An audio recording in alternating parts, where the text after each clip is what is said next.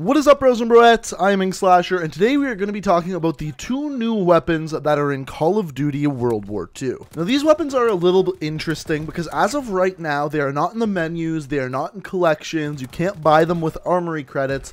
The only way you're actually able to use these weapons is when you are using the Wanderlust perk. So this basic training skill basically allows you to use a new weapon every single time you press triangle or switch weapons. And every time you do, you get a new weapon with a random set of attachments. And the cool thing about this perk is you don't have to have some of the DLC weapons unlocked to actually use them. So that's why a lot of people actually use the Wanderlust perk.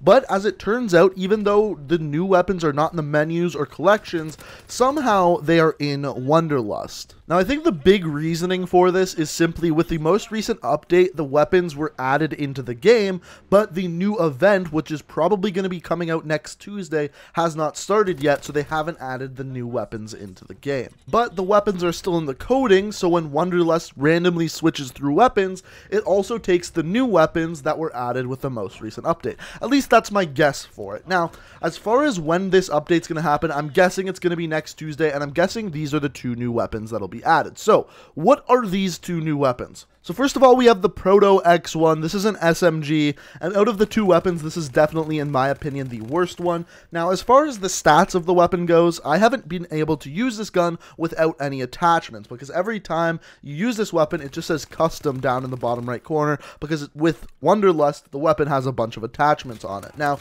as far as this weapon goes, I would most compare it to, I guess, the Orzo. It has a high fire rate, low damage, kind of small magazine. It's a 24 magazine, regular 36 if you are using extended mags, so really not that big of a magazine. But all in all, this weapon felt very weak compared to other weapons in the game, and overall I wasn't that impressed by it. Now, the second weapon we have is an LMG, and it is called the VMG 1927. And as far as these two weapons goes, this is by far the one I prefer. For an LMG, this one felt really good, and I think the main reason why it felt so good because it has the middle of the road fire rate with a middle of the road damage, but it has very low recoil. It was very easy to use even with an ACOG scope equipped because it wasn't recoiling that much. And now, the only thing I say with a grain of salt with this is I'm not sure whether when I was using it, I was using a grip or not.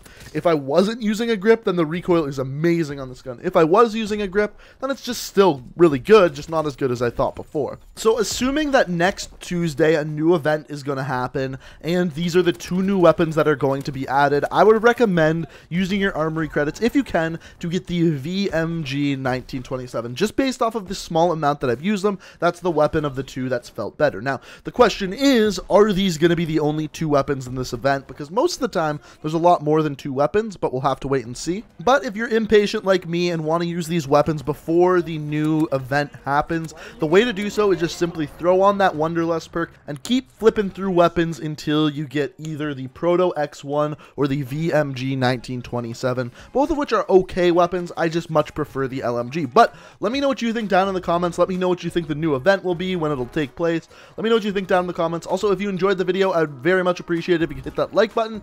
And guys, if you want to stay up to date on all my videos, all the Black Ops 4 news, the best way to do so is simply hitting that subscribe button and make sure you have notifications on. But guys, I hope you enjoyed the video. Thank you so much for watching, and until next time, guys, peace out.